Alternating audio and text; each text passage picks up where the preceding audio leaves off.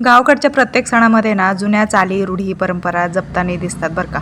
पण आता इकडे सगळ्या ह्या गोष्टी अवेलेबल नसतात, म्हणून मग प्रत्येक सणामध्ये काही ना काही अडचणी मात्र येतात.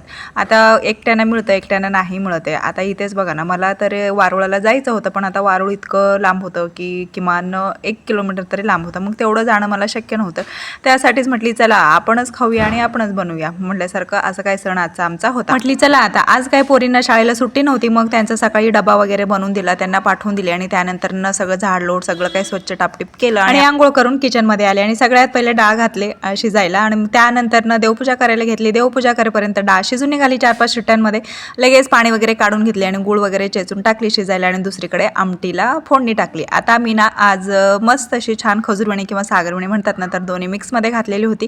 ती आधी तिने घातली होती, मग त्यानंतर लगेचच मी साडी वगैरे घातलेली आहे. त्याच्या आधी मी इथे कानवले जे पण साप विंचू वेणी फणी म्हणतो ना, तर ते सगळं काय बनवून घेतली, शिजायला ठेवली होती. तोपर्यंत चला म्हटले आता साडी तरी घालूया. आणि इथे बघा काल ना आम्हाला अभ्यासाच्या नावाखाली मेहंदी काही काढायला भेटली नाही, म्हणून आम्ही सणा दिवशी शाळेतून आल्यानंतर असं काही सगळ्यांनी मेहंदीचा राडा घातला होता. माझ्या लग्नाच्या आधी ना गावाकडची मज्जा काही वेगळीच असते बरं का. प्रत्येक सणाला आम्ही ना जेव्हा भावाचा उपवास असतो ना, तर त्या दिवशी मस्त असं छान छान जे पण ड्रेस असतील ते सगळे ड्रेस घालायचे आणि सगळ्या पोरी मिळायचो आणि लाह्या आणि गूळ याचं असं नैवेद्य दाखवून ना भावाच्या उपवासा दिवशी मस्त असं फेर वगैरे धरायचं टेकीभोवती आणि दुसऱ्या दिवशी परत पुरणपोळीचा नैवेद्य आणि जे वेणी फणी म्हणतो ना, तर ते सगळं आईकडून गडबडीने बनवून घ्यायचं आणि मग परत सगळ्या पोरी मस्तपैकी आवरून वगैरे नैवेद्य दाखवून यायचं आणि संध्याकाळी छान असे गजरे वगैरे मेहंदी नेल पेंट टिकली पॉकेट सगळं काय असं लावून ना मस्त असं झोका खेळायला गावामध्ये फिरायचो.